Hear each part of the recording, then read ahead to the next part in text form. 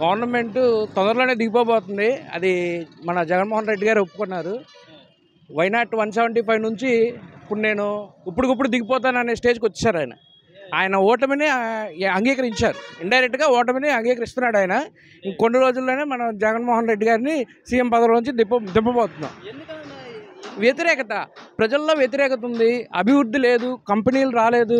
కంపెనీలు వస్తేనే కదా మన యువతకి ఉద్యోగాలు అనేవి ఇవన్నీ ఇన్ఫ్రాస్ట్రక్చర్ డెవలప్మెంట్ లేదు. కంపెనీలు ఎలా వస్తాయి? యువతకి ఉపాధి ఏది? ఉన్న కంపెనీలు కూడా పోతుంది. అమర్ రాజా బ్యాటరీ ఉంది, వెళ్ళిపోయిందిగా. ఏ కంపెనీలు తీసుకొచ్చారు అన్న? యువతకు ఉపాధి ఏదండి? అందరినీ మోసం చేశారు. యువతకు ఉపాధి లేదు, కార్మికులకి పనులు లేవు.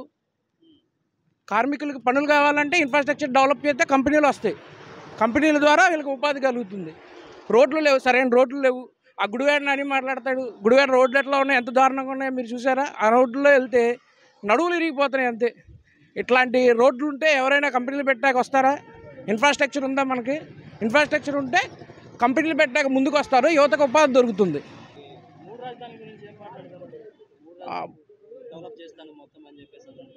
మూడు రాజధానులు డెవలప్మెంట్ అనేది అసాధ్యం. ఒక చోట డెవలప్ చేయలేనివి మూడు చోట్ల నువ్వు ఏ విధంగా డెవలప్మెంట్ చేస్తావు?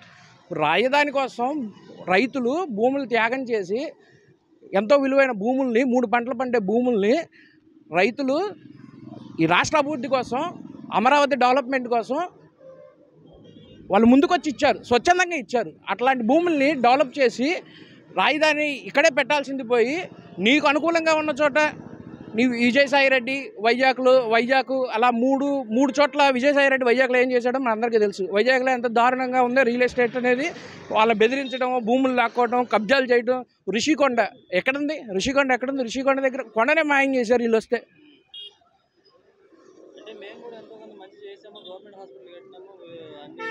వాళ్ళు చేసింది గోరంతా, చెప్పుకునేది కొండంతా. జగన్మోహన్ రెడ్డి వల్ల ఈ రాష్ట్రానికి జరిగిన అన్యాయమే తప్ప ఈ రాష్ట్ర అభివృద్ధి ఏదో ఏ క్వశ్చన్ లేదు. మనం బీహార్తో పోటీ పడుతున్నాం ఇప్పుడు. మనం బీహార్ కంటే దారుణంగా ఉంది. ఓపెన్గా చెప్పాలంటే బీహార్ కంటే దారుణంగా తయారైంది. చంద్రబాబు నాయుడు గారు వస్తే డెవలప్మెంట్ చేస్తారు.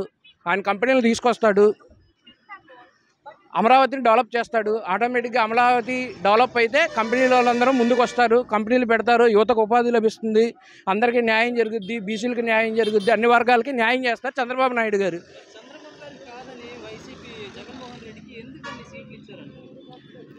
ఒకసారి చూద్దాం అనుకున్నారు ప్రజలు, ఛాన్స్ ఇచ్చారు. కానీ జగన్మోహన్ రెడ్డి నిలబెట్టుకోలేకపోయాడు. అన్ని వర్గాల ప్రజల ఆదరణ కోల్పోయాడు. 175 నుంచి దిగిపోతాను, ఇప్పుడు దిగిపోతాను అవసరం అయితే అంటే మీరే అర్థం చేసుకోండి. ఇట్లా ప్రజల్లో పూర్తి వ్యతిరేకత ఉంది. వాళ్ళు ఎమ్మెల్యేలు మారుస్తున్నారు. ఎందుకు మారుస్తున్నారు? ఎమ్మెల్యేలని ఉన్న నియోజకవర్గాల నుంచి ఎందుకు మారుస్తున్నారు? పని చేయట్లేదు కాబట్టి ఎమ్మెల్యేలు మారుస్తున్నారు.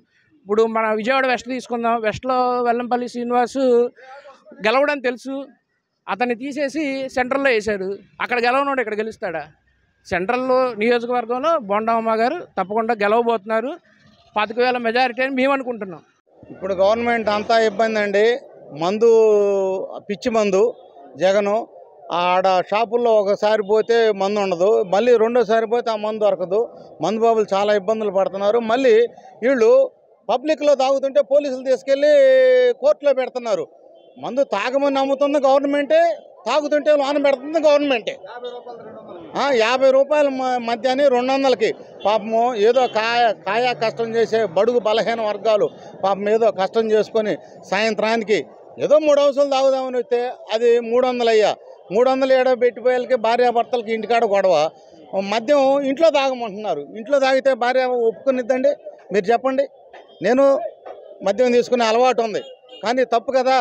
బయట తాగుతుంటే అక్కడక్కడ పబ్లిక్, రైతులు, ఆ మహిళలు చాలా ఇబ్బందులకు గురి అవుతున్నారు. ఎందుకంటే వీళ్ళు మద్యం సేవిస్తున్నారు, వాళ్ళు భయభ్రాంతులకు గురి అవుతున్నారు. అంతకుముందు చంద్రబాబు నాయుడు టైంలో ఒక పర్మిట్ రూమ్ ఉండేది, ఆడ తాగేవాళ్ళు. ఆ సీసాలన్నీ అక్కడే పడేసాయి. ఇప్పుడు పశువులు అల్లాడిపోతున్నాయి, కాళ్ళలో గుచ్చుకుంటున్నాయి.